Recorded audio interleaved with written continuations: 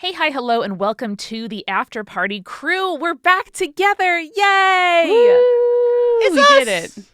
I haven't seen the three of you together in 30 years. I know. I haven't talked or seen Julia or Amanda for 5 weeks, you know? It's true. It's wild. I know. Yeah. Brandon, I've seen you. What? Julia's in my closet. Julia's in my closet.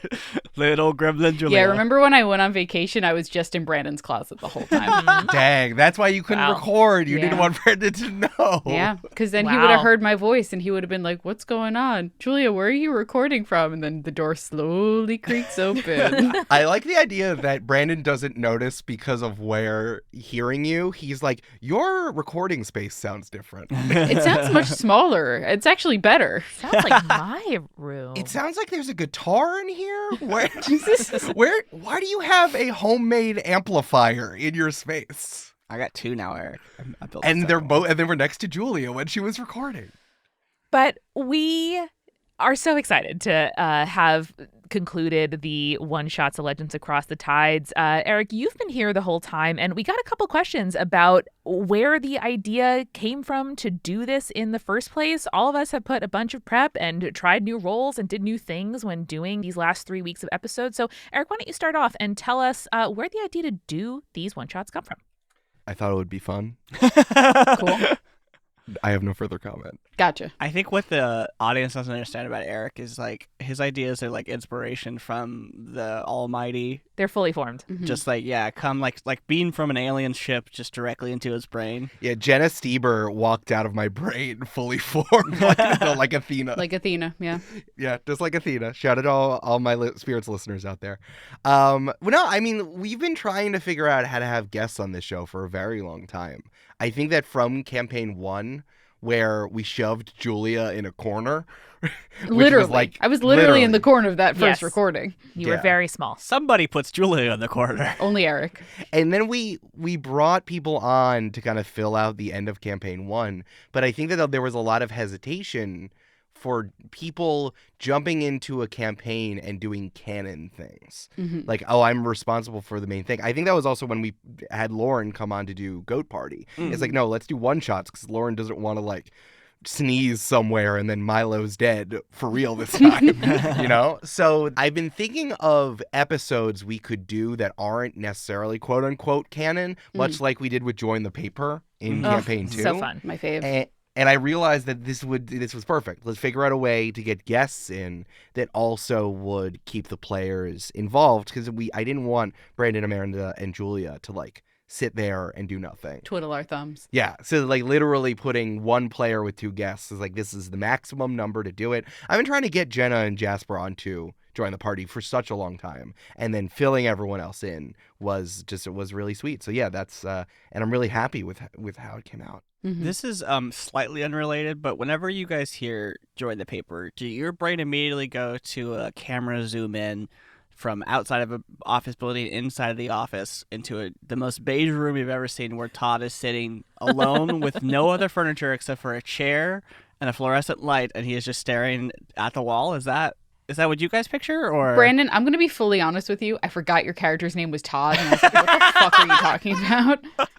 Todd has been through like 4 or 5 media layoffs and mergers and is now the like North American president of sales for a magazine that no longer publishes. He has been in office the entire time and only sits there by himself. Yeah. Yeah, he's never leaves that office. No. Security can't take him out because they don't know where he is. They want to take him out so bad because the rent on that office is so expensive. It's in the downtown, and Todd is the only one there. Yeah. Specifically from the question surgeon, Michelle Spurgeon, why did you decide to do these one-shots? So I think that's a great point, Eric, that like we want to get guests involved. We want to explore more about the world of Verda Stello that is not related to the like fixed perspective in some ways of the main characters and campaign. And it was really fun. And bonus, this was not part of the calculation, but the bonus was that we got to do it a little bit ahead of time. So we got a tiny bit ahead for the holiday December time. So Oh yeah, that was Facts. certainly helpful. Yes, we recorded these. Eric recorded like 5 episodes of actual play shows in the same week in November. We're not going to do that again. But we were able to, Brandon had time to do the wonderful remix of the theme song. Julia edited one of the episodes because we were a little bit outside our normal production style and cycle and got to try new things. And we were able to make those clips and commission that art and the art's so good. make I love sure it. everyone was happy. Shout out to Chris Pickett, who fucking slammed it. I know. Slammed it down. They absolutely nailed it. I love that for them. They're available to commission. You can just go. If you want that or tattoo, you can have it on paper or body. Yes. The best mediums in both. 2 choices. We'll have to reuse Chris for something in the future because that was wonderful. I know. Like, Chris, would you be open to drawing several dandelion people? And they were like, sign me up. Absolutely. It's like, hey, we have 2 dandelion people. Can you make them distinct? Coming right up. Absolutely. But Dr. Spurgeon wanted to know specifically, how do you decide the groupings and how did you find these specific guest players to collaborate with? Mm-hmm. Well, me and Amanda and Julia were fighting that month, so Eric was like, "Fine, I'll fucking split y'all up." I better Separate you. split you up. I better Yes. put you in the 2 different rows in the minivan and one of you in the front, even though you're 11 and not really supposed to be. Yeah. Yeah. Facts. Well, it's funny. I think that because I understand the players the best, I think I was trying to put the players with 2 guests to make sure everyone felt comfortable. Mm-hmm. So it's like Jasper and Connie have played with each other a while, but they're both like actors. So putting them with Brandon, who is definitely, your play style is not actor. I think I do find this to be a neutral and just different. Your play style is more like someone at home than something that is performed. Mm-hmm. And I think that, which again is a fine thing and a good thing that you should have, that you shouldn't only be concerned about making for production. So I thought it would be nice to like balance those 2 out. Amanda was with Sarah Pazorski, who this was her first time recording on microphone. And Oh, that was Amanda- first time on microphone at all? Yeah. So Whoa. she Like is for a video anything game or just for D&D? She streams. She's a video game streamer and a podcaster, but she cool. does video game stuff mostly. And Yeah. I know that she plays D&D, and I was like, oh, let's get Sarah in here. Amanda's going to help her out. And also Kristen is such an experienced person on the microphone. So that it was good. wonderful to put that in. And of course, like Jenna is such a utility player. I could put her wherever I wanted. Yeah. And Julia and Danielle. Julia, can you explain to me all of Danielle's wrestling references? Yeah, I've been on Danielle's podcast, Tights and Fights, which is very, very fun. Yeah. We're also scheduling across 5 time zones, so that played a pretty medium part in it. We were able to really get it done, but it was so fun. It was so good. It was. So Melanie wanted to know, Eric, what your specific inspirations were for the plots of each one-shot. So let's use that as a question to segue right into the plot of these episodes, beginning with the gold with Brandon, Connie, and Jasper. The gold! So Eric, gold! where did this concept come from? What was your little emoji in Notion for this plot? I kind of threw them all together for Okay. this one. I didn't have Well, separate assign ones. it now. Assign it now. I- Gold bar? No, it's probably Burb. It's Oh, Big Burb. Burb. It's Burb. Yeah. For this one, listen, the reason why we made the Cool Cryptid Compendium in the first place is that I think monsters are neat. Whoa, me too. Whoa! Oh. And I think that you should end up using a lot of these monsters from what you learn from Mythology on Spirits podcast. And Woozy dives into myths and legends every week. We pour, drink, and learn a myth. Oh, you were so Eric. close. I couldn't figure out. I knew it. I Eric, knew it. I knew whoa. What if we went on a joint 7-city tour through the U.S., doing both monster, bones, and luck-related content for both podcasts? That sounds like a great idea. We should do that. I don't know how I feel about bone-related content, but okay. Julia? Bone, dice, luck related content. I like it. And I think that using them like NPCs as the lever of your one shot was something that I knew I could lean on, and I was able to take some inspiration from how I planned Monster of the Week campaigns. So it was kind of funny. Also, like Jasper and Connie, D&D players, and I think they spend a lot of time, as Jasper told me, he spent a lot of time making a character to ruin my NPCs and monsters, and like, surprise, it didn't happen all that much. Like, there wasn't that many monsters to fight. It's so funny. Just a little bit of a tangent, but it's so funny to me in that because he said that once or twice at least on mic, and then I'm sure more off. And Oh, when he was WhatsApping me, yes, he told me that Yeah. many times. Yeah. Jasper is way too kind and sweet of a person to actually fuck you up. Like, And he like, I was can't do it. prepared. Mm-hmm. Mm-hmm. I was prepared. So I have a was in- follow-up question. If any, whose character / part fucked you up the most? Honestly, I was not anticipating Wang Ling to talk to the Alicanto straightforwardly. So I was very excited that I got to come up with a voice for the Alicanto, who is kind of a bro, which was really wonderful. So that was the thing that surprised me the most. Nice. Amazing. Yeah. Anna wanted to know what your prep was like generally because Anna was surprised that you didn't have a voice ready for the Alicanto, but it's a bird. You didn't know that Wan Ling could speak to beasts. Yeah, exactly. It's like we didn't have session zeros necessarily, but they did tell me what characters they were going to be. I was like, oh, this is how the dynamics of the thing is going to go. But I didn't know that Wang Ling had speak to beasts. And I'm like, all right, here we go. Let's do it. Yeah. And that reminds me, Eric, you reached out to some of the players to get their perspectives on these sessions. So let's hear from the Mantis themselves. Here is what Connie had to say about playing with us. Several things surprised me about the session. One of them, this actually isn't much of a surprise. It was just how much fun it was just to play with everyone and experience this world full of plant and bug people. It was a ton of fun. Nice. Kind. Cute. Again, honestly, I'm kind of cheating the question because it wasn't a surprise. I was expecting to have a lot of fun, and I did have a lot of fun, but I wanted to share that anyway. It was truly a blast playing with everyone.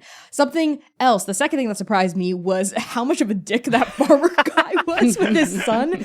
Us showing up, and he just immediately on sight did not like us.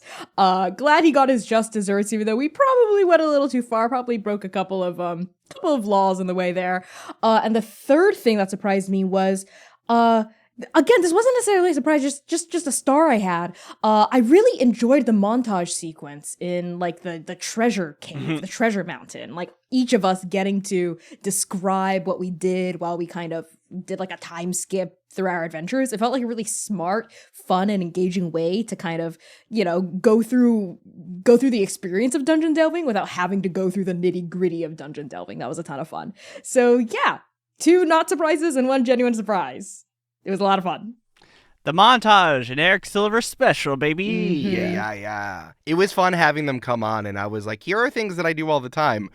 You guys rolling out a table to introduce something about your characters and the montage, and they were like, whoa! I'm like, yeah, I'm the best DM in podcasting. Yeah.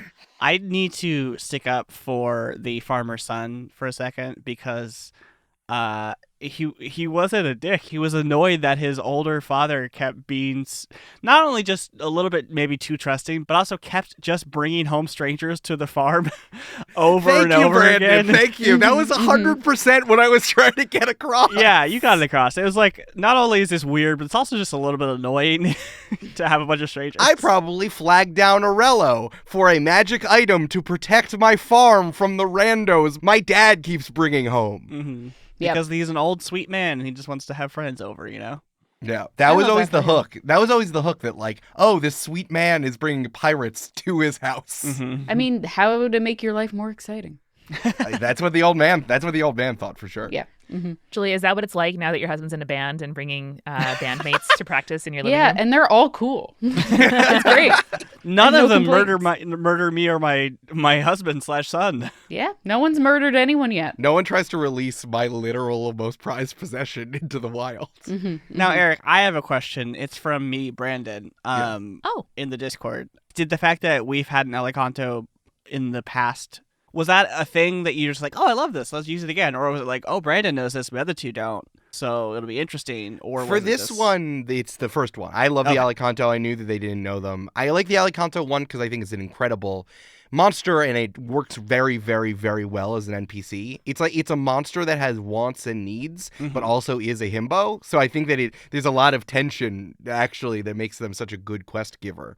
But I think that it was so exposing new people to that. But the fact that you knew what it was and you were able to be like, oh, this thing's tight, I think was a little bit helpful. Yeah. Cool. And Brandon, for you, what was it like playing with new people and also editing new players? I can't remember the last time that you edited a new player in the style of Join the Party. Yeah, that's a good point. It was a blast to play with them. Jasper and Connie are wonderful. It's always a bit of a when you were in like elementary school and you went to someone's birthday party for the first time and you're like, it's like a bunch of 8-year-olds like, hi, what do we do? Yeah. There's always that little bit of a thing. Or meeting like your cousin's friends. Yeah, That's the exactly. feeling for me. Yeah. So, I don't know if this is what you were pointing to, Eric, but definitely like it took me, a couple 15 minutes or something to sort of click in and be like, oh, this is where I fit in this party. Yeah, Because I had for a sure. different incarnation or a different sort of like personality for Abel and what I was planning to do. But I was like, oh, no. I got to swap this because this is better for the party and this is more fun for me and for the show to play it more like demurely, I guess. Yeah. In terms of editing, it was obviously easy because they're all professionals, but it's definitely fun to like after 6 years of editing us, like I know everyone's quirks, and so it was fun to like see other people's new quirks and try to edit around them. But yeah, otherwise, normal process, but it was a blast. Yeah. I really liked the part where I gave you a chipmunk or the chipmunk, and I'm like, kill it, Brandon. Kill You it. asked me to kill a cute little chipmunk. You are playing a necromancer, Brandon. Brandon's all for violence in the main campaign, but the minute he starts playing a necromancer, I don't want to do a murder. He doesn't want to bully strangers into murder. I'm like, I'm so sorry I keep making Brandon's characters hurt. Oh, your character has a way to replenish healing. All you have to do is kill this squirrel. I only like to kill people who deserve it, Julia. The chipmunk Oh, of didn't do course. anything to me. And so until Eric made it bite me, and then it did something Yeah. to me. Then it did something. It was so funny. I will say we spend more time because of the relationship with the Alicanto talking to it. Specifically, I had to change some stuff around. The montage I did on the fly. I just decided we were going to do that instead. There is a golden ooze in there who is like a guardian of the spirit of prosperity, where all the Alicantos came together. Who was going to be like right before the bridge. But we ended up montaging through it instead, which ended up being really fun. But I have been doing this for so long. It's like, I feel like Jasper was messing with me and he was like, I'm going to ruin your one shot. I'm definitely going to ruin it. And I'm like, dog, I've been DMing professionally for a long time. I don't know if you can. I don't know if your ability to cheat out on stage is going to ever give me, make it hard enough for me to make you have a good time. And I'm glad Connie had a great time. It was wonderful. It was really, really fun. Yeah. Now, was this golden ooze just Chad covered in gold foil? Yes. Next question. Okay. I really like when Eric answers questions like he's a NBA player who's like, I'm just here so I don't get fined. Yeah, exactly. Yep. Yeah, we really played 110%. The ball didn't go our way, but we just got to go out there next time. Next question. Yep. All right. Anything on the cutting room floor or any final questions from my fellow players about the gold? Yeah, well, Julia and Amanda, what did you think listening to it? I really enjoyed it. I was going to ask Brandon. Brandon, how did you enjoy the necromancy class from Valda's? Yeah. Oh, it's really cool. There's so many options with it too. I sort of had to choose for lack of a better word, like least interesting, but they're all interesting. But sort The of most like basic. the most basic, the most streamlined one in order to make it easily playable in a one shot. The vampire is definitely the most streamlined of the subclasses because the other subclasses are fucking wild. Yeah, they're mhm. really cool. I would definitely play a necromancer in a different campaign where I could really delve into the different aspects of it. You practically did with Milo. Yeah, that's true. But Milo's idea, I mean, what I really like about the Necromancer class is that the way that Mage Hand Mike and the folks over at Mage Hand Press wrote it is like the goal is to be a specific type of Death Lord. Mm-hmm. And your activation on that really moves you to it. Yes, Brandon was a vampire, but that was like eventually he would be a Dracul if he got to level 20, which Yeah, I find really interesting because they have that with like Death Knight and regular Lich, but also there's like Pharaoh, like you want to be a God King. And I think that another thing that I love about a lot of games made with care, like when I talk about Monster of the Week and when I talk about Masks, this was made with form following function. You play the subclass you want to play that is like also connected to what you want to see as you play it out in story. Mm-hmm, mm-hmm.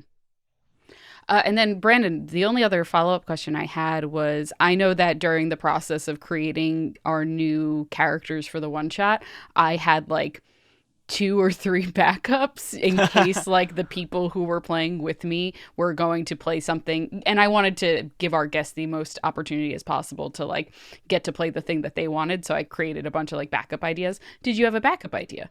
I don't think I really did. Mm-hmm. I feel You were like just I like, had it's vampire, we're going for it. Well, I feel like I had some initial ideas that I just like threw away, but I don't remember. Did I Okay. slack them to you, Eric? I think that you wanted to do something similar to what Colo ended up being. But you were like, no, but Yes. I think that was just like from the beginning. You're like, oh, I want to be a strongman beetle. But I'm like, oh, we have that. Whoops. But I think that you were already trending towards Abel by then. Yeah, I don't even think it's that we already had one. It was like, I think we were talking about like, yeah, that's, fun, but like maybe not like the most interesting. It was just like spitballing, and we decided, oh, vampire is fun. So. Oh, yeah. And yeah, I just had a ton of fun listening to the episode. I was so tickled by Brandon being a necromancer and it being like, I simply can't kill this creature. It was very relatable. And I really enjoyed Wang Ling as a character. And I really enjoyed his sort of, not even naivete, but just like lightness of being, and reminded me of the kinds of characters I tend to play in one-shots. Yeah. Cute. Wang Ling was interesting because Connie was like, oh, this Wang Ling got resurrected and is following it again. The death god must have done it. I was like, oh, we haven't talked about this. Like, it's interesting. So then I ended up talking about, I think that being resurrected and getting a second chance is like very a Christian idea of like the Grim Reaper showing up in St. Peter. Turning you away, as Val said. So it was fun. It's like, no, I think that the planter just told you to do new game plus. Like, you got to figure it out. And I thought that was really fun to do. And they were like, yeah, got it. Yep. Yeah, for sure. Makes sense. All right, let's move on to the island. This one stars Julia, Jenna, and Danielle. And On the island where nobody goes. so much fun. Eric, let's start with you. Where did the plot inspo for the island come from? Well, I was playing God of War Ragnarok. Absolutely called you out that episode. I I'm know. so sorry. Well, I said it. That was my fault. I said Allfather at one point. Yeah, and I was like, oh, really? Uh-huh. Tell me more. Tell me more. I wanted to do something where someone was lying about what the salmon was, and I thought it was fun to do this kind of like I was actually a little bit inspired by Breath of the Wild, where there's that one side quest where you're on an island and you're naked and you got to just like figure it out without having any of your equipment. I kind of liked having an isolated island adventure where you had to do stuff. And also I wanted to be a little bit of a mystery, which would allow you to figure, once you triggered the mystery being done, then it was done. Which didn't necessarily have anything to do with the tasks that were put in front of you. Yeah, so smart, so good. Julia, what was it like? How did you feel about making these characters? I know you are always deeply rooted in character. Deeply rooted? Exactly. They seem to come to you like, fully formed like Athena. So where did your beautiful idea come from? Yeah, so I was between 2 characters that I kind of like fully fleshed out, didn't create character sheets for, but like knew what their background was, what class I was going to use, what subclass I was going to use. The original character that I didn't end up using was because it was also an investigator class, and because Jenna was doing the investigator, I didn't want to have a double investigator group there. But RIP to Sazerac St. Urbane, the investigator / archivist antiquarian from Overstock, who was in Hemlock Plant. So good. I mean, maybe they exist somewhere else. Maybe they exist In somewhere the else. I don't know. multiverse. Yeah. Yeah. And then we ended up with Sir Indunia Dune Frostridge, who my idea was like, I wanted a retired knight from the Crags and then I was like, but do the Crags knights get to retire because there's so many of them probably dying in service? Mm-hmm. And I was like, well, what if she got kicked out before like all of her comrades got killed during a coup?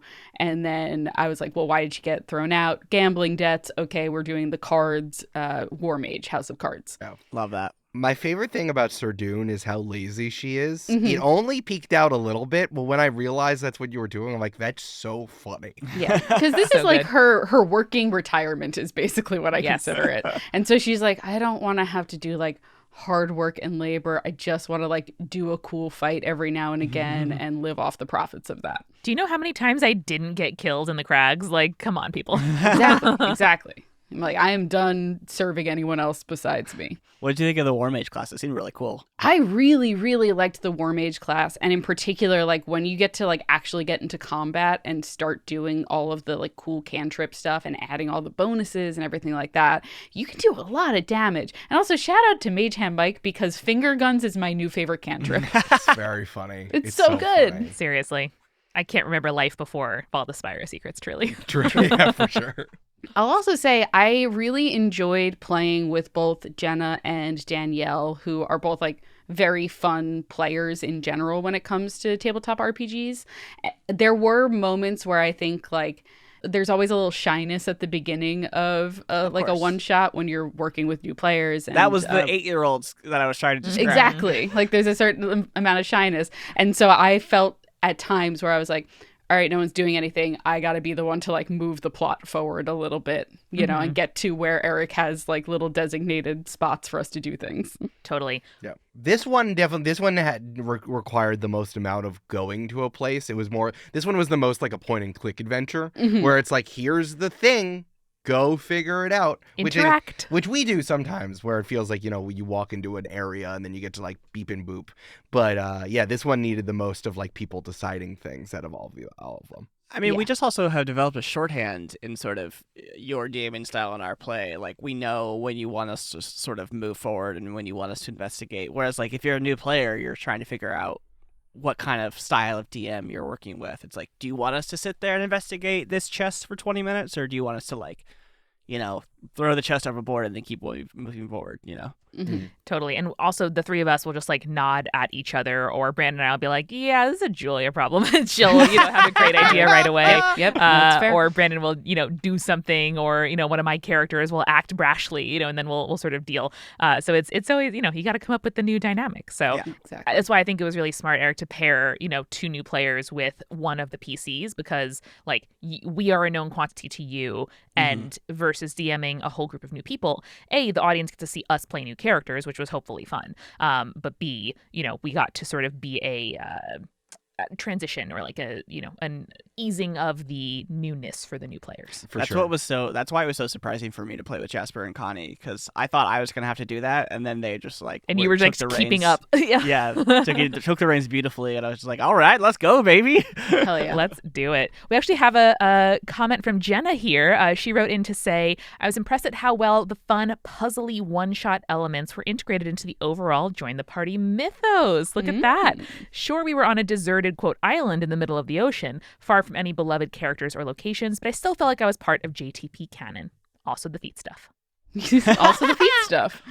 Can I just say, Jenna, wonderful player. I don't think I've listened to Burnt Cookbook Party more than a handful of times, just because for no reason other than I can't do more D&D in my life. Fair, it's her fair. Pathfinder podcast for anyone who doesn't listen. It's a Pathfinder podcast that says it's a D&D podcast. Not anymore. She said she changed that. It was so funny. I thought it was the funniest bit. I loved it. It was so good. That was funny. But yeah, such a good player, you know? Yeah. Just truly. I think De Leon was probably the most fleshed out character that I saw. I'm like, man, you really know everything about De Leon. And it was just but it also had a vibe. That's why I kicked off that episode by being like I was talking about the comedian in Watchmen. Like I was like, it was a noir in the beginning of the one shot, just because I understood that character inside and out. And I just like more so for that character than any other. I had Chris's illustration in my head of just like that ripped dandelion like smoking a cigarette, and it was just with so their funny. little Hawaiian shirt. I love it so much. I was gonna say it was funny in my brain to think about Jenna voicing Jeffrey Dean Morgan. Yes, yeah. Chris also said that De Leon was their favorite portrait to work on, and I'm like, fair. So good. Fair.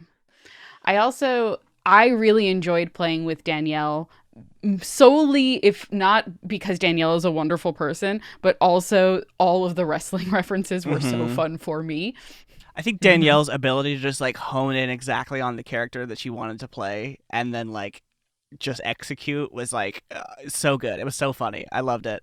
Fucking Sleeves? That's such a good fucking name. Are you Sleeves kidding? is a great name. Sleeves a great name, and yeah, just like fully shaped as a person from the minute Danielle started describing Sleeves. It was like heat-seeking missiles on jokes. Perpetually. Yes. Which is why I didn't mind that Sleeves was a bard. It's like, no, I know what you're doing here.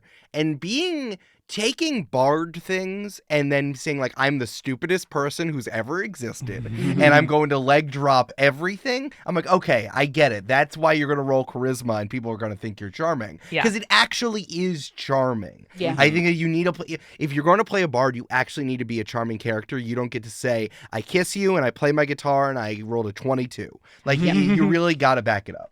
100%. I had a lot of great audience questions on this episode, y'all, so let's jump in. From Kendall Fainting Goat, did the fake tree taste like pine because Ellis is related to the illusionist Piney? I was wondering this too. Also, I kissed you, played my guitar, and rolled 22 is the name of my autobiography. Continue. Nice. Good one. Good one. I was Brandon, trying... you misspelled two. That's Yeah, I know. I thought about that too. Just so you know. I didn't even think of that. Dungeons & Dragons has a hard time with insight and investigation of allowing nuance to ideas. Like, insight is a lie detector as a skill, which is hard when you're trying to build intrigue.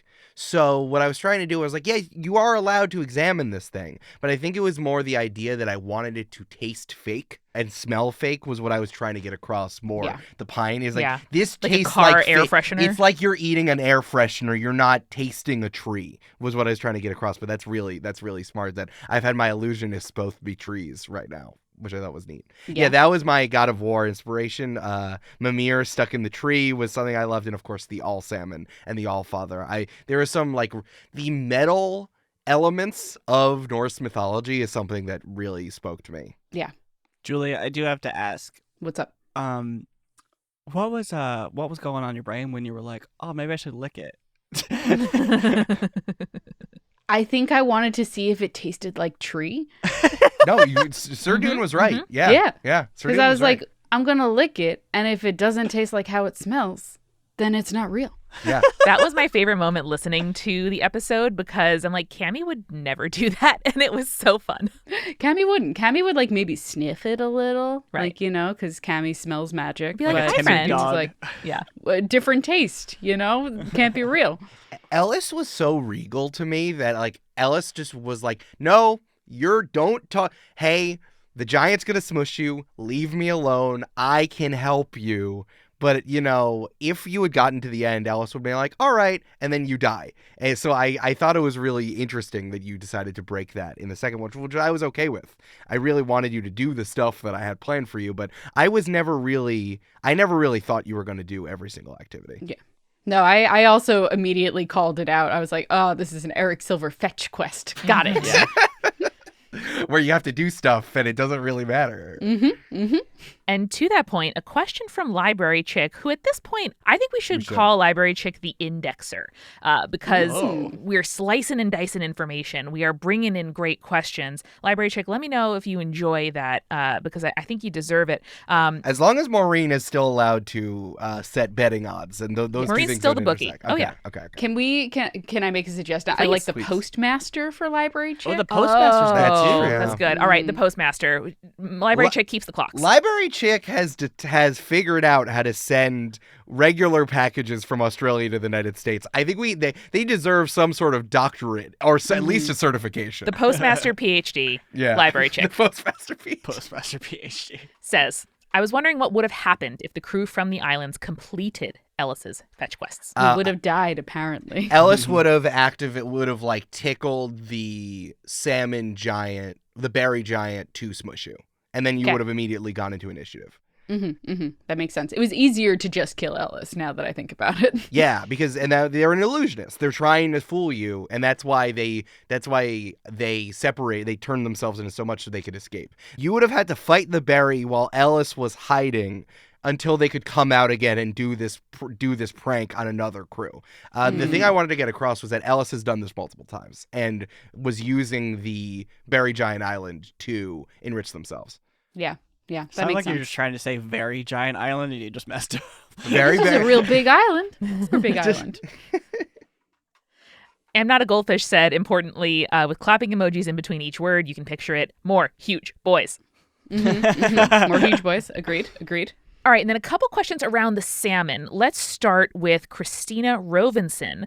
Wait, the salmon was actually a berry? Here I thought it was just a fun little joke in the intro. Eric, how long you been planning this one? Did you know the salmon berries were a thing and you were like, maybe it is a berry? Who can say? I mean, we don't know that that's true, right? We just know that in this one shot. In the intro, a line I say is, "What is the salmon? Is it a berry? I don't know." And that's the one that's been going the whole time. Right. I'm here so I don't get fined. Next question. That's fine. Saved Man wants to know, Julia, did you believe you'd found the actual salmon at any point during this? No, I was like, this is way too easy. There's no fucking way. There's no thing for the keys. What the fuck are you talking about? Julia's absolute skepticism that this was the salmon at all was a real highlight. Yeah, I was like, no, actually, no. That's why I liked that Sir Dune was lazy, because they kind of kept Julia dramatic irony from saying anything. Yeah. So while Sleeves was bouncing everywhere, like DeLeon was the one who was like, "What is happening?" And I kind of liked that, like, Sir Dune was standing in front of Julia from spilling the beans. Yeah, I was like, nope, I'm not going to ruin this for the rest of the players. Sir Dune just has no way. Just has a finger on your lips. I'm tired. Shh. I'm tired and so tall. All right, guys. Well, I have some giant cheese puffs in the kitchen. Woo! Watch one's like the size of a basketball. Yeah. So I'm going to go grab those and I'll be right I just back. described my dream.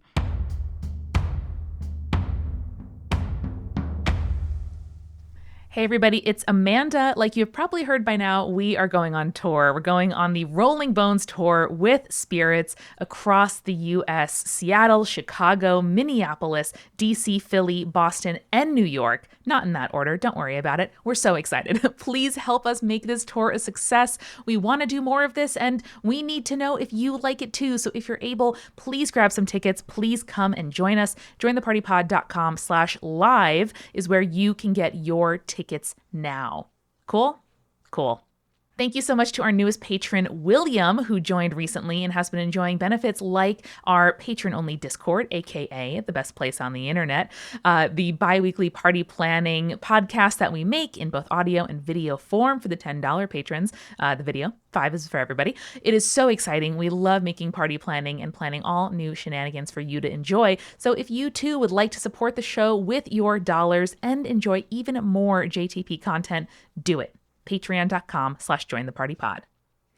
This week at Multitude, we are also getting a bunch of good stuff going over on Spirits, the history and comedy focused about folklore, mythology, and the occult by me and Julia. Every single week, Julia brings me another story from somewhere around the world, and we talk about it over drinks and learn why the stories that human beings tell ourselves remains important.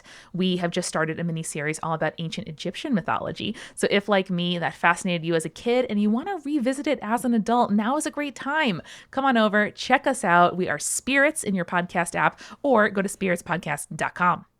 We are sponsored this week by Green Chef. This is a meal delivery service where you can enjoy different items from their really varied menu each week. In fact, they have over 80 flavor-packed options each week that you can choose from. And if you have specific dietary concerns and preferences, like a vegan or vegetarian diet, something that's gluten-free or filled with protein, maybe you're trying to get those gains, you get to customize your week every single week and figure out what it is that you need.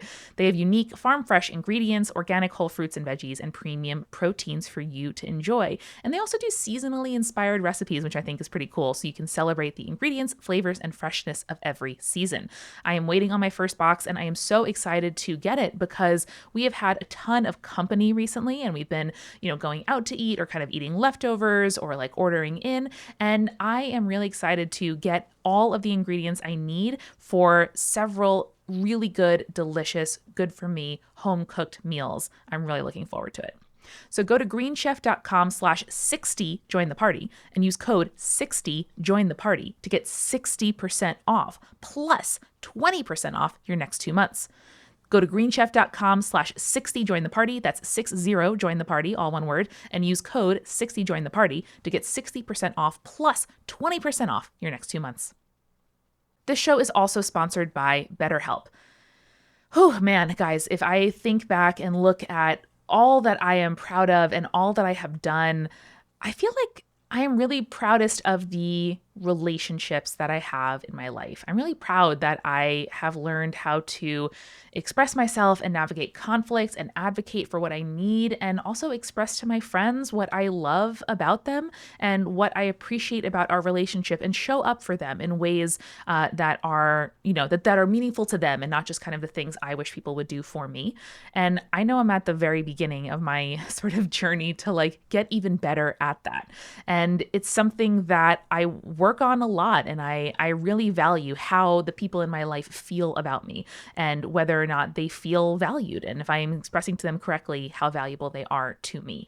And one of the ways that I figure out what I can give, what I can do, and kind of work through how I can better show up for the people in my life is therapy. That is where I can talk about both the impact it has on me and how I want to show up for the others in my life. Therapy is a super useful tool for you to consider. And if you are looking for therapy that is online, convenient, flexible, suited to your schedule, please consider BetterHelp. They are a place where you can just get started with a brief questionnaire to get matched with a licensed therapist, and switch therapists at any time for no additional charge. Also, by the way, for any reason, you can switch therapists, which is really, really helpful, and I did when I was using BetterHelp. So become your own soulmate, whether you're looking for one or not. Visit betterhelp.com/join the party today to get 10% off your first month. That's BetterHelp, HELP.com/join the party. And now let's get back to the show.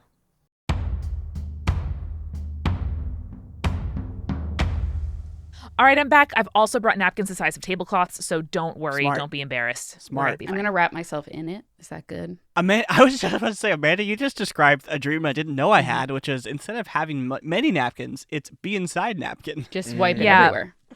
Well, I am going to just go ahead and tease a reveal that Brandon, Jenna, and I just recorded February's Head Heart Gut, and in Jenna's survey episode, she comes up with an idea that has fully haunted me. Like, it's a category of the judgmental feedback. It's haunted me. This idea has not left me, and it is not unlike being wrapped up in a napkin the size of a tablecloth. So just leave that there. Damn, dude. Interesting. All right, let's get into the insurance, which had myself, Sarah, and Kristen as players, and Julia edited. I did. You edit every month, the after party, but this is your first play session that you've edited for the show. How did it go? Wow. A lot of respect to Brandon. It's a lot of work. Oh. I'm very impressed that you do that on a weekly basis, Brandon. Why? What was rough about No, it? it wasn't that it's rough. It's just like Oh, sorry. That's what you said. It's more that like I find it really impressive that you create such a coherent flow for everyone's like speaking and stuff like that, especially like from character to player speaking voice, and the amount of, I really like adding atmosphere into my sound design. So that was a very fun aspect of the sound design for me. Y'all notice how good that cave sounded? Yeah. So good. Thank you. But like it Sounded so wet. was a Yes. wet cave. It was a wet cave. Wet cave. Bruh, it was a wet Bruh, cave. it was like a big throat. It was a big throat. It was a real wet cave. I really got Eric with that one. But Brandon, I'm very impressed by what you do on a weekly basis, and I just wanted to share that with the audience that you do a fucking lot. Well, as I am one to do, I'm going to say boo, Julia. And also, Julia, you did a fantastic job, and you deserve the credit for all of it. For every time that I edit during the week, it's Julia's credit now. So now it all goes to Julia. Brandon, Julia, you we did- talked about deflation of credit. Brandon. Julia, you fell into Brandon's trap card. He reversed the compliment. Uno reversed me. No. All right, well, let's Mirror force. Sorry. Go ahead. let's stop Brandon from getting too uncomfortable. Eric, where did the insurance scheme idea come from? And Katja wants to So know, funny. was this a scheme to recruit for Audrey? Was the Rotten Queen involved? Who can say? Hold on, Eric. I just Yeah. want to say my favorite thing in all of Join the Party is when I get to edit a thing that I was not in or listened to Same. before. Big same. Because then I get to discover the secret bullshit that you do along the way. And I was like, oh, as soon as I heard you start going like chugga chugga chugga chugga chugga with this little boat, I was like, what the fuck is this gonna be? This is gonna be so good. First of all, shout out to Dredge. In my head, it was the little boat from course, of Dredge course. that the insurance agent was driving. You know me in my world building. I love putting companies into my world building because I think it demonstrates, one, that there are entities that want power and money in the world that kind of makes it more vibrant, but two, then they want something and they will pursue it at any cost, even if it means contracting other people, which are a really wonderful way to get quests in, because you can't fight a company. It doesn't have a face. Like, you can't... Or, Eric, can I say? Rights? Yeah, it also doesn't have rights. You're absolutely right. The law of Verda Stello agrees with you. Yeah. I will say, if my favorite thing to do is add food to world building, Eric's favorite thing is to add companies. True. But it's so good because, like, of course, in a post-Cascade drying up economy, there are going to be whole cottage industries dedicated to supporting pirating. Like, Totally. of course there would be. And that's, I think, my favorite takeaway of all of the one-shots is just seeing how different people and archetypes and organizations respond to this world, because we only see the ones we run into. And part of the fun of collaborative world building, but especially Verda Stello, is just like exploring that nuance. I also really liked it too, Eric, was because I'm watching now Delicious in Dungeon, which I know you've read all of. Yeah, this was part of it. Okay, and yeah. the idea of like the characters will just say offhandedly like, and that was the first time I died. And I was like, oh no, is it the same thing? They just have good insurance and they're bringing them back via like these papaya seeds? Yeah, that's exactly what it was. I've made this comparison before, but it is exactly like the people who would sell the gold miners the tools in the gold rush. Yeah. Like I was like, oh, a fucking course. I would do that. I would sell insurance to pirates. Like, that's brilliant. Because they're going to use it. I was very excited to really try to flesh out parts of Verda Stello throughout this whole thing. Like, with the Alicanto is like, there are monsters. There are things you don't understand. There is magic. And then the thing with Wang Ling, I was able to talk about death and where the planner fits in with that. And then with the island, the whole thing was people try to use the salmon as a hoax. And then where does that come from? And then with this one, who profits also on the Great Salt Sea? Who does the support class for pirates? And it's companies like this. Eric, Also, like Mariska says, cui bono, who benefits? Law and Order was filming outside the office today. It was very exciting. Did you see Mariska? No. Law and Order organized crime. There was just like a Ferrari. Not It as was boring. good.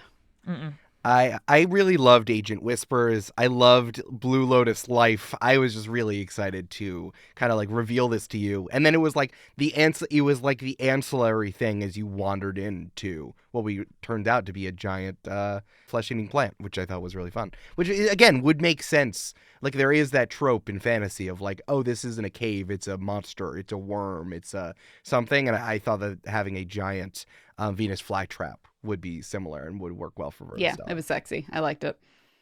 Thanks, dog. And then the pirates inside of it and Stripes. Oh my God. Oh, man, the pirates inside of them were so funny. Those guys were real characters. Sarah did such a good job interacting with the other NPCs. That was like, because like Kristen was out here being Lucas, So and cute. Lucas my entire heart. But like Sarah and Dandy were like bouncing off of the other NPCs so well, especially as being the only one who knew what insurance was. I thought So that was good. so funny. Yeah, that was really funny. Also, Sarah's just full skepticism while having that conversation, being like, Yes. yeah, the salmon, sure. I know. Sarah needed no help at all. Like, you would not be able to tell if you hadn't told me this was her first recorded actual play session.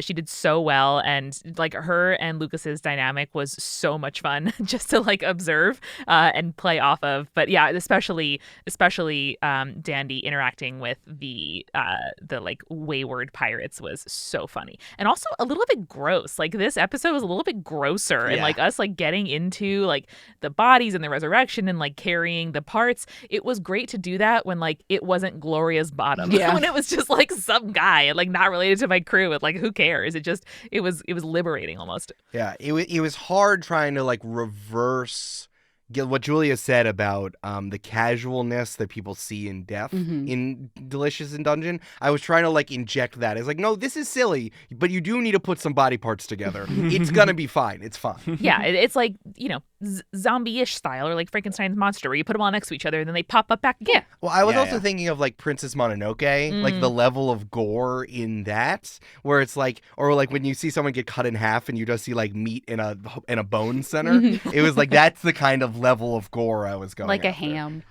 Yeah, just like like a a ham. ham. But let's get into the uvula of that throat, if you will. Melanie says, was that a real key? Imagine the main crew having to run into Lucas Dandy and Captain Salamander to get the key off of them. Is the sea whip bigger than their boat? Would Lucas jump ship and join the crew? Well, luckily you guys didn't get the key, so that's a real win We for did us. not. I was fully prepared. We really did roll for it. That was all. And whether or not everyone was dead, those were straight rolls. I didn't fudge anything. I was prepared for anything at the end of that one. Yeah, my favorite part was Amanda kept trying to talk, and you were like, "No, you're dead. Shut up." I was like, what do I like now?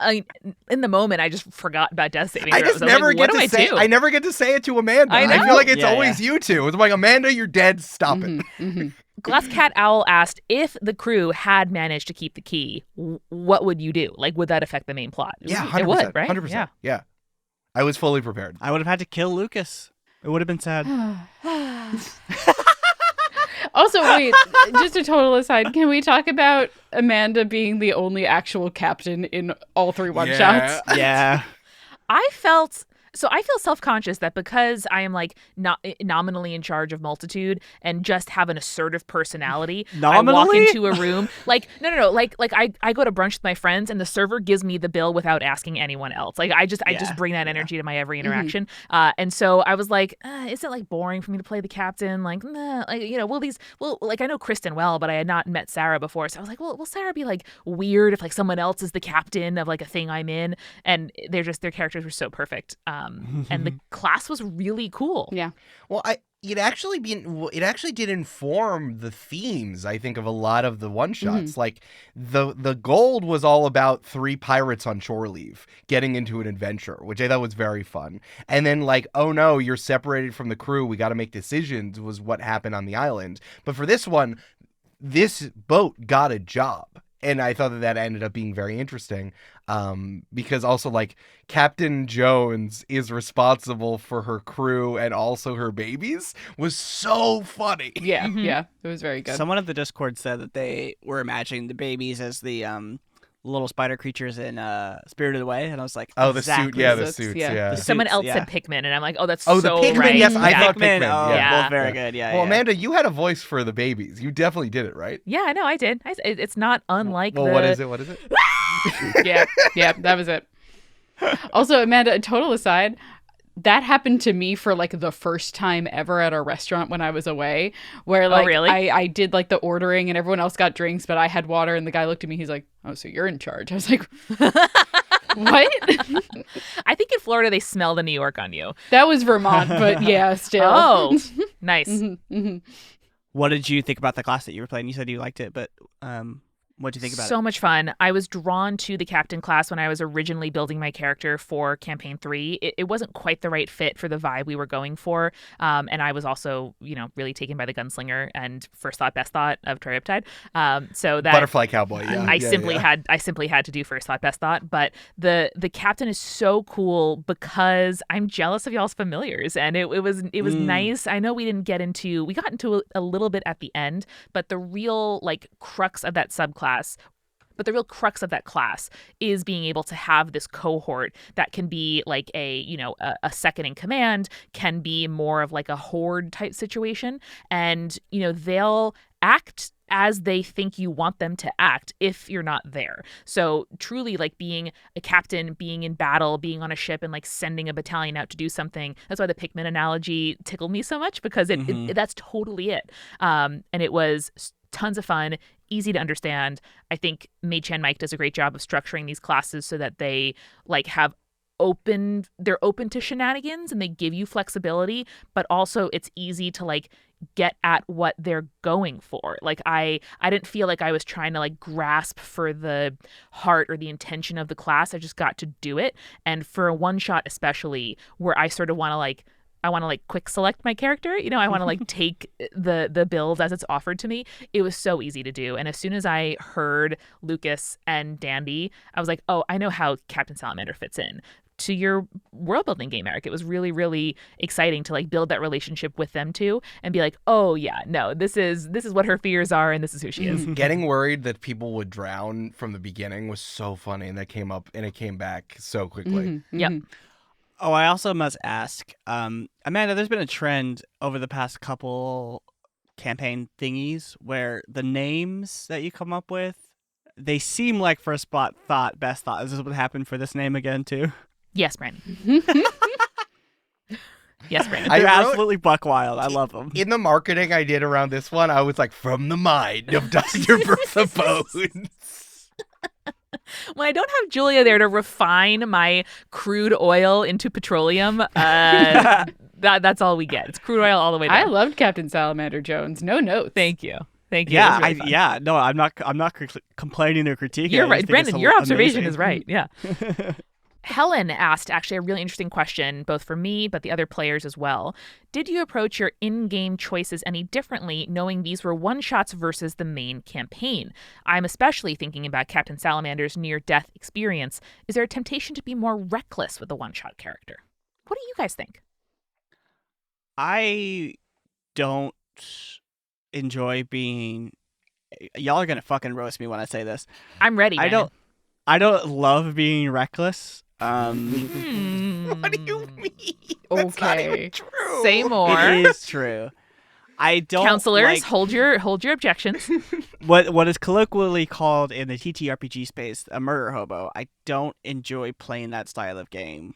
I like creativity and like solving problems in a way that is maybe not intended. I'm very much a plot person. So like I don't want to destroy the plot. I want to see the plot. I want to enjoy the plot. Right. That's my thought. So not really. Like I don't really change the play style that I do for one shots unless like I'm told to, you know, like this is like a fuck 'em up campaign or like a rampage campaign. Let's go. But Yeah. Yeah. I don't think that I play recklessly in terms of like, oh, I'm just going to throw my body in there and hope I don't die. But I do play more recklessly in terms of like allocating spell slots and the things that I can utilize sure. that I don't need to worry about. Okay, but now I need to take a long rest because I know that it's a one shot and I'm probably not going to get the opportunity to do a long rest. So I might as well just use all my shit. true. Yeah. I mean, I think it's more that it's only one session and not that it's a one shot or like quote unquote like not, you know, canonical campaign episode. Like this is canon. This is in, you know, Verda Stello and in campaign 3. And for me, like would I have like provoked the sneeze at the end of the episode if I were Troy? Maybe. That but feels like I a Troy really- thing. It feels like a Troy Yeah, thing to do, almost certainly. but Amanda really wanted to see what would happen. And I have like I try my best to make decisions that the character would make because I think that's like the most compelling listening, and that's been my like anchor of playing TTRPGs. Like I've always ever done it as narrative, and so I want to stick to what's true for the character. Sorry to like talk about what's true to the character, but like that's important to me. And when it's the first episode we've met them, they don't have all those ties like we did in, you know, Lake Town City by design, where like Aggie couldn't do a damn thing without having consequences on somebody that she cared about, which I liked and really wanted to explore. Right. This is very different. Can I make a metaphor for how Brandon plays tabletop RPGs? Yeah. Yeah. Brandon, I think you'll like this.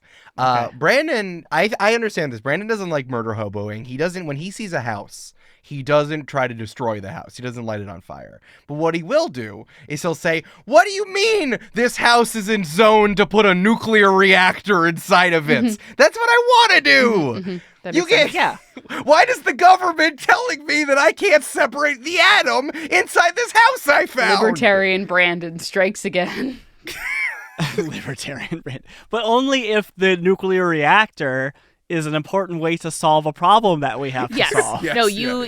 you zoom out and you're like, why do the givens have to be given? Which I think makes you a Yeah. really good magic user and spell user. Facts. Couple more questions on this one, and then we'll round out with some spoil the plank and some future questions. This also follow up from Glass Cat Owl. Was this a real key? Was it the key that still hurts? Eric, Yeah. will you answer that? Ooh. Yeah. So now Oh, we it know where it was. is. Assuming it's still there, Confirmed. because someone might have gotten it in between that one shot and the present. Hell yeah. And then equally as important for the podcast from Melanie, how big is Lucas? How could he both fit on somebody's shoulder, fit another pirate's boots, and also get misplaced on a ship? He's an First, I'll 8-year-old. say ships are big. Yeah. Yeah, he's also 8. 8-year-olds have the Yeah. ability to get lost all of the time. I picture I Lucas think- like a little kid wearing the mom's heels, you know what I mean? Or the Yes. dad's dress shoes. Well, I think they're asking because in Lucas canon on the YouTube, he's the size of a small spider. So Yeah. like, I think Lucas is as big as you want Lucas, as you need Lucas to be in the moment. You know? I'm standing by. Lucas is the size of an 8-year-old because he is an Yes. 8-year-old. Yes. What I really like about this was also the subclass that Kristen did. When it's usually this was a joke, so you could play as Spider-Man, but it ended up working out really well of doing this and having Lucas be so agile at all times, so Very that cool. Lucas could perch on a shoulder regardless of size because of his abilities. Yeah. So I thought that was really smart from Kristen. Yeah, like cat fits and sits. Yeah, exactly. Now, very importantly, Eric, do you remember the song that you said in the episode that you would remember for the rest of your days? No, Brandon, that's why it's recorded, so then you can go back and hear. So you can go back and hear. Cool. Kristen can hold it in her heart forever. Kristen's the best. Kristen's very talented. Yes. That was great. I love the moment that you were like, yeah, that's why you get a voice It's actor. like, huh? voice actors. Yeah, for sure. So good. Eric Saved Man wants to know what all of the questions were in the relations table because he really enjoyed them. Oh, yeah. Read it off, my friend. Read it off. And also a question from Brandon, a follow-up from Brandon in the Discord. Was there anything else that you didn't use or deleted that is fun or interesting that you want to share? No, I guess I wasn't. Yeah, I mean, I knew what the third task that you guys didn't do on the island was, but we didn't end up getting to it. But it was just like go. Well, which one was it? It was. Wasn't the It was feet? just like stuff. Yeah, it was just like go up to the head and do some stuff. Sure. You know. And like it was really tender. The whole point of the toes and the feet stuff was like the giant was supposed to be extra sensitive there, so it would be easy for you to get slapped. Yeah, because you're a pervert. Yeah, I because got I'm it. a big pervert. You're right, Brandon. Nailed it. Good job. And then, no, I think that you guys pretty explored the insurance. I didn't know at the time that you were all going to die by drowning, but I thought it was really funny that Agent Whispers said that. But I did know the entire time that Agent Whispers had the ability to see how people die. Sure. I was very excited that I got to see that. Yeah. Dang. Yeah. Man, it's So so cool. weird that you put an accountant in the game. Yeah. Stop. We're not doing this. Okay. One that I did. Number 1, the first time the crew got drunk on pedal rot, I told everyone my greatest dream was blank. Other character, did you believe me? Why or why not? Cute. Pedal rot's fucking great. We Yeah. gotta start using Where's that lore? Yes. Needs one Yeah. pedal rot. The one that was the one from the second one was the one from Sleeves about talking about someone back home. Number 3 was I am this much into treasure and doubloons. That was That was a Lucas question, if I remember that was a correctly. Lucas question. For number 4, I need a specific comfort to feel like a person when we are on long voyages. What is it? Other character, when did you see me eat, consume, or partake in this comfort? And what did it make you think of me? Number 5 was, am I good at this job? Number 6 is hidden talent. Number 7 is I'm extremely afraid. Number 8 was I would make a great captain. That was a good one that we did. Number 9, I went missing for 3 days at an island we docked at. What happened to me? Other character, do you believe me? If so, how are you involved in finding me? If not, what do you really think happened? It's so good. That's And then awesome. number 10, I believe something that I know is outside of acceptable green folk society, even out on the sea. I really liked that one. I love that Kolo was like, yeah, pirate superstitions are stupid. Just fake. They're fake. not Yeah, wrong. They're all wrong, and you guys are all weird. So good. Mixel91 asks, which of the guest PCs would you most want to meet in your campaign besides Lucas? But that's the And answer. Lucas. Yeah, after Lucas, I think De Leon, and then Yeah. all of them after that. And I mean, I would just have so much fun hanging out with Dandy. Like, I imagine Dandy and Troy to be like absolute BFFs. In my head, the way that the island resolved, I just feel like we never see those characters again. They're like, it's like we zoomed out and they didn't know what to do next, you know? Fair. But I could definitely see running into Captain Jones's crew or the new, or with the Alicanto with the first crew. Damn. Because again, in my head, the Alicanto did go with them to go do whatever next. I mean, almost certainly, like in the taverns, like there's going to be that rumor of like, did you guys hear about the pirates that like went in and are now billionaires because they found an Alicanto? Yeah, for sure. 100%. Yeah, we go back. Abel is fucking bawling, just dripped out in ice. He's just got like a line of chipmunks that are just there waiting for him to drink their blood. You're wearing a gold chain that says Abel Mortensen on it. Tight. Fuck yeah. So heavy. My posture changed. It's so heavy. He needs little zombies holding it up. Yeah. From MQuello17, not a question, but I need that mandolin version of the theme song. I need it. Oh, no mandolin in that theme song. Really? What are the instruments? Banjo and acoustic. Wow. Yeah, acoustic guitar. Yeah. Banjo, a round mandolin. And a djembe. The people's mandolin. Yes. The people's mandolin. But yeah, we could upload that to the merch store probably. Yeah, you should. You did a really good job. I'm really happy you did that. Let's get it done. We can do it. Woo. Rachel DeBruin says, most players chose unmoored. Eric, were you hoping more would choose a country? Well, Jasper wanted to be unmoored so that he could use a feat to hurt me. But no, it's a little restrictive for sure. I mean, everyone loves being a variant human for that reason. But, when it came up. Like when Dandy knew what insurance was because she grew up somewhere. It's like, oh, there you go. It's something that I think would have come up more with a longer campaign, but I can't fault people to make a one shot. Yeah. It's fine. But yeah, when Dandy and DeLeon and Sir Dune did it the best. Yeah. It's like their past really did inform who they were now. Yeah. 100%. And from Loose Goose, my friend and I are convinced that Abel is Milo-coded, Sir Dune is Val-coded, and Captain Jones is a love child of Dr. Bertha Bones and Aggie. Was this purposeful, a happy accident, or do my friend and I listen to Join the Party too much? Not possible. Can't listen to Join the Party too much. Not possible. Not possible. Yeah, I don't think that Dune is Val-coded at all. Val has a very strong moral code and is the opposite of lazy. And Sir Dune is maybe had similar voice, I guess, but Sir Dune is there to be a lazy bum and gamble on some cards and do some magic shit. I mean, we can't escape ourselves, right? But yeah, I would agree with that too. I think, I think I had a different plan for Abel, and I had to sort of pivot in the moment. So maybe you're getting some Milo vibes, but I don't think Milo is timid. Milo's just like a young idiot boy, True. Facts. Yeah. Facts about Milo. Abel's like, I can suck blood, but no one look at me. I'm shy. Shy about it. A shy vampire is very funny. I know. It's Yes. underrated. I think it was underrated how funny Abel was during the whole time. I'm glad I had to pivot because I like that better than what I was planning. So yeah. Wait, I really love the energy of a vampire who's those girls who are would it be gross if I ate in front of you? Yes, Julia. Yes. Guys, would it be weird if I turned this guy into a zombie? Would that be weird? Do you think that Captain Salamander Jones was Aggie / Bertha Bones coded?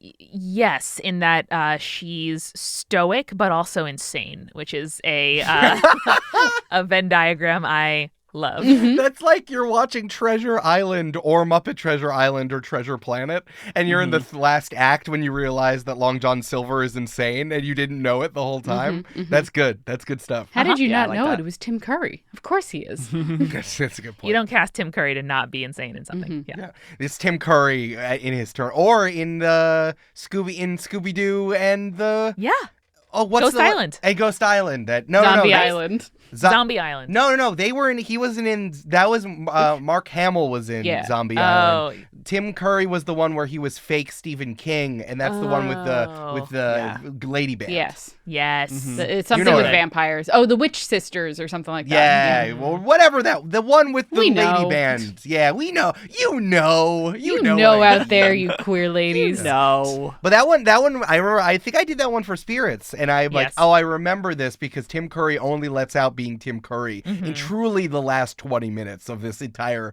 cartoon movie. Yes.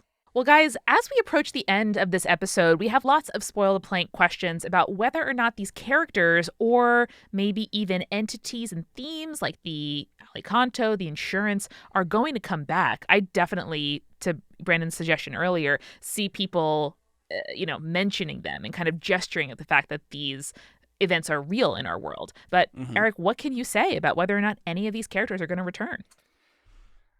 I'm here so I don't get fined. Who can say?